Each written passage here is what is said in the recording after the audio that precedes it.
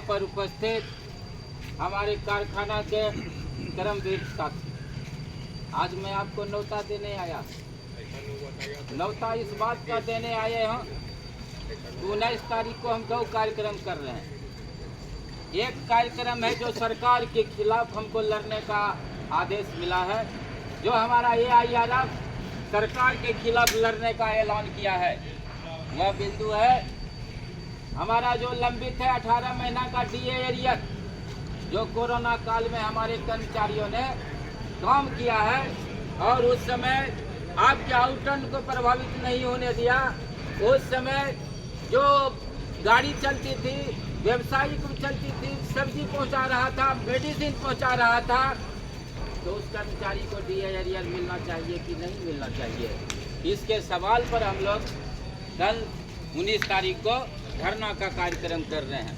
दूसरा सवाल है PLB बोनस, 6 पे कमीशन का ही बेसिक स्केल पर हमको PLB बोनस दिया जा रहा है। अब 8वां पे कमीशन आने वाला है, इसलिए हमारा डिमांड है कि 18,000 प्लस DA के आधार पर जो हमारा बोनस बनता है उस पर PLB बोनस देने का काम करो। तीसरा हमारा मुद्दा है पे कमीशन।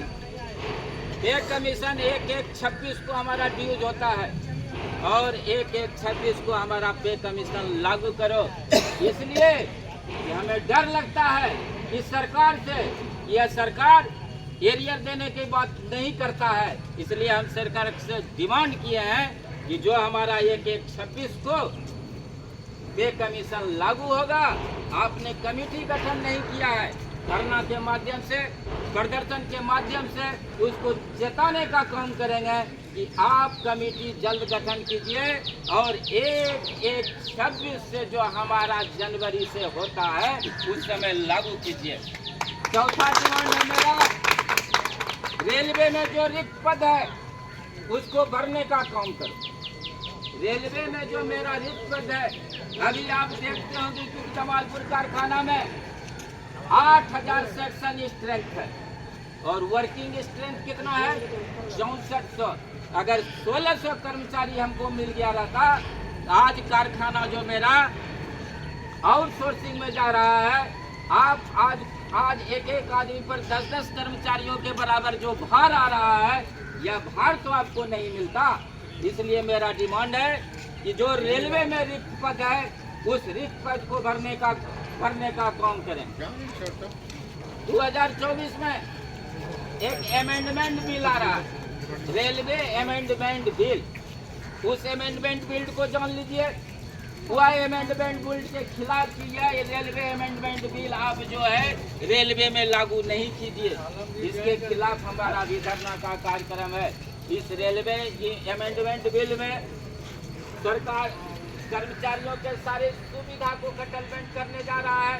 हम जो 1885 ईस्वी में लड़ाई लड़ करके ये सुविधा लाए थे, 8 घंटा काम, 8 घंटा आराम, 8 घंटा अपना काम, और उस सुविधा को यह सरकार रेलवे अमेंडमेंट बिल से उसको कटलमेंट कर करके फिर 8885 ऐसा ही कार्य कराना चाह रहा है। इस खिलाफ हम लोग बिगुल बजाए हैं, धरना का कार्यक्रम किया है। सबसे साथी एक साथ बात बताना चाहते हैं कि हमारा जो स्थानीय समस्या है, हमारा जो स्थानीय समस्या आ गया है कि ये जो रेलवे का हॉस्पिटल में अस्पताल में हमको डॉक्टर चाहिए, फिजिशियन चाहिए। फिजिशियन इसलिए चाहिए कि वह बताएगा कि कौन सा रोग का कहाँ इलाजमेंट हुआ, फिजिशियन नहीं है। रेलवे हॉस्पिटल में हम डिमांड कर रहे हैं कि हमको ऑर्थो का डॉक्टर चाहिए, क्योंकि जब हमारी वर्कशॉप यहाँ कटता फटता है, पैर टूटता है, तो उसका इलाज होना चाहिए। आज युवाओं की संख्या 4,000 हो गया है जमालपुर कारखाना में, उसको ज्ञानों का डॉक्टर चाहिए। तो जब मैं उससे रेलवे के डॉक्टर देने की बात करते हैं, तो वह क्या फरमान निकाला है आप लोग भी जानते होंगे कि एक रेलवे बोर्ड से चिट्ठी निकाला, एक रेलवे बोर्ड से भारत सरकार से चिट्ठी निकाला कि रेलवे हॉस्पिटल जितना है उसको NHA से आज एक कर दिया जाएगा। एनएच मतलब national hospital authority, national authority hospital authority से उसको मैनेजमेंट दे दिया जाएगा स्टेट हॉस्पिटल अथॉरिटी। यानी भारत सरकार में जितना रेलवे हॉस्पिटल है उसका मैनेजमेंट सिस्टम वहाँ का स्थानीय सरकार करेगा। यह एक गंभीर चिंता का विषय है कि जो हमारे बुजुर्गों ने धरोहर दिया है उस धरोहर में अगर इजाफा नहीं कर सकते हैं तो उसको बचाने का तो भी काम हम कर सकते हैं।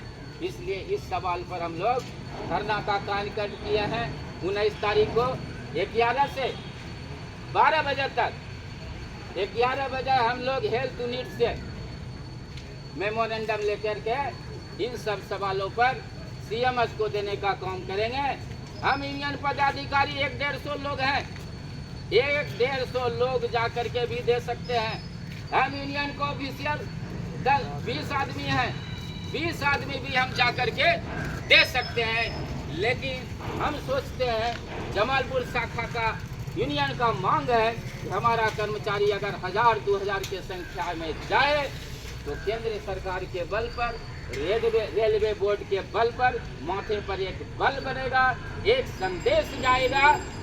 इसलिए मैं आपको आह्वान करने आए हैं या निवेदन करने आए हैं कि कम से कम 11 से 12 आप जो इस सवाल पर मेरे साथ हॉस्पिटल जाइए और 1000-2000 के संख्या में एक बृहत शक्ति को प्रदर्शन कीजिए। आपने देखा होगा कि 45 से 48 घंटा कर दिया था। 45 से 48 घंटा मतलब एक आदमी का 3 घंटा बदलने का मतलब है आपका इंसेंटिव खत्म करने की बात था। मैं आप लोगों के ताकत से उसको लड़ने का काम किया और फिर 48 से 45 घंटा उसको करना पड़ा। इसीलिए एक ताकत आपको दिखाना है। आप 11 बजे हम लोग के साथ आइए। हम यहाँ से 1 नंबर से हॉस्पिटल गेट से चलेंगे, वहाँ सीएमएस को मेमोरेंडम देने का काम करेंगे। एक संख्या बल आपको दिखाने के लिए आप लोग से ये निवेदन करने आए हैं।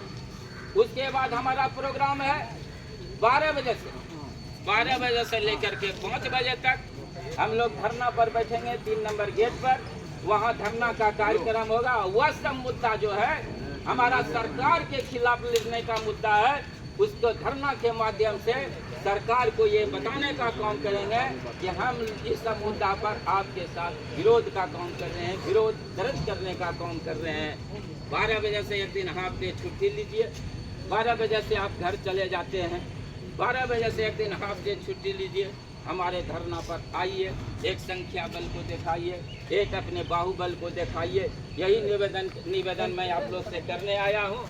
आप लोग भी जागरूक हैं, एक कर्मचारी हैं, आप अपनी सुविधा को समझ सकते हैं।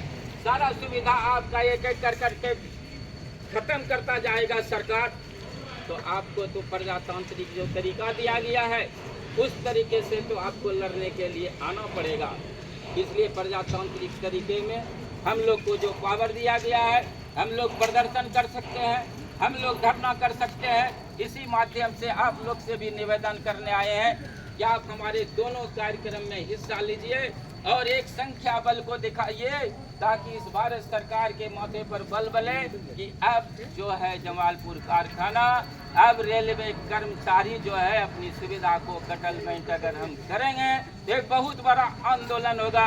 इन्हीं शब्दों के साथ मैं अपने वाणी को विराम देता हूँ। जय हिंद, जय भारत। मेरे साथ एक नारा लगाइए, स्टैंड रेलवे मेन यूनियन जिंदाबाद जिंदाबाद, स्टैंड रेलवे मेन यूनियन जिंदाबाद जिंदाबाद, इनकलाब, जिंदाबाद इनकलाब, जिंदाबाद, AIRF, जिंदाबाद AIRF। जिंदाबाद।